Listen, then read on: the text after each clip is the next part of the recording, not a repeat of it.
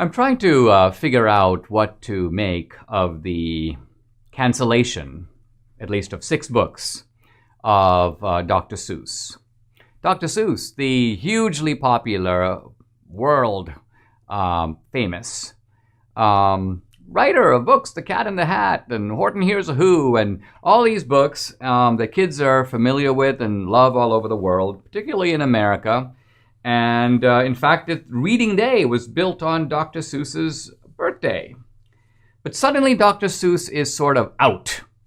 And he's out in the sense that school districts we're not going to teach Dr. Seuss, or at least not teach these designated books. Even the Dr. Seuss organization is like, we're going to stop publishing these books. Pretty surprising. Even they're getting behind canceling their own guy. Now, interestingly, Biden and Jen Psaki was asked about this. Joe Biden did not mention Dr. Seuss when he was talking about Read Across America Day. And Jen Psaki tried to dodge the issue. Oh, talk to the Department of Education. They'll tell you what's really going on. What I find surprising is Amazon has stopped offering these books. So here we have cancellation at a different level. It's one thing to say we're not going to officially use these books. We're not going to include them in the curriculum. But when you say we're not going to sell them at all, I mean, Amazon, by the way, sells all kinds of books, including Mein Kampf. So what is it about Dr. Seuss that makes him even more invidious?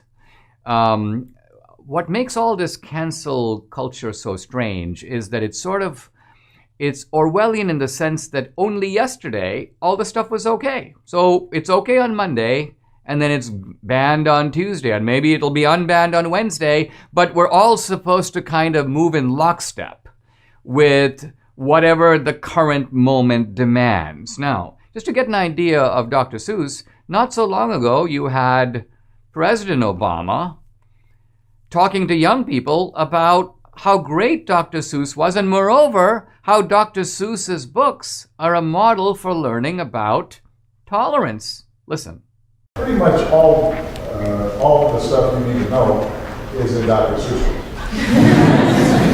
It's like the Star-Bellied Sneetches, you know?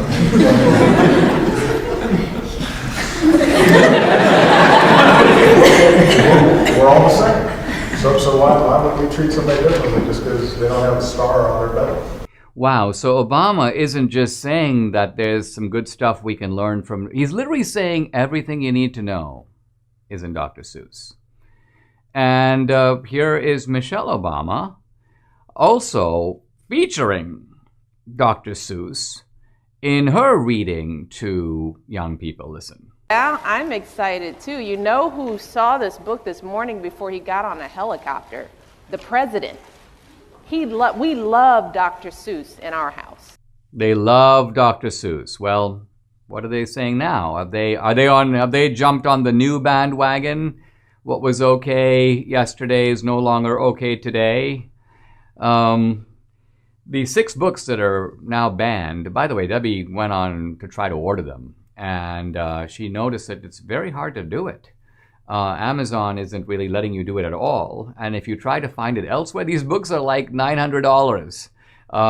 In fact, amazingly, and well, I guess not amazingly, Dr. Seuss's other books, and we ordered a collection, which we just got. This is the beginner book collection by Dr. Seuss. It's really cool.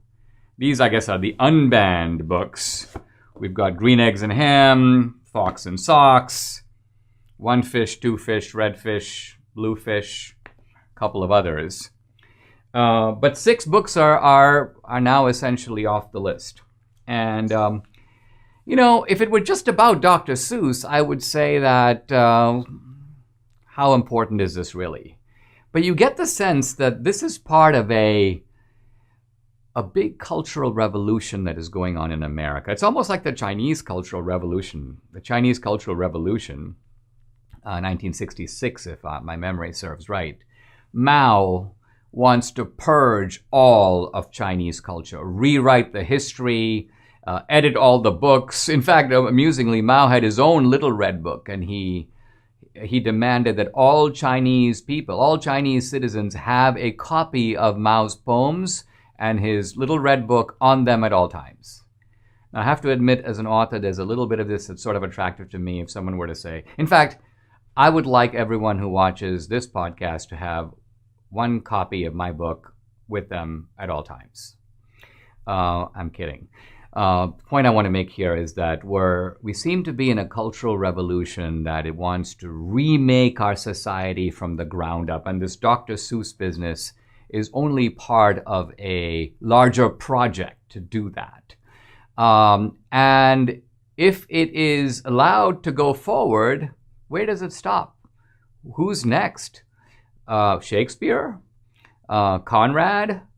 Mark Twain? Mark Twain has already been under attack because, the N-word is in Huckleberry Finn.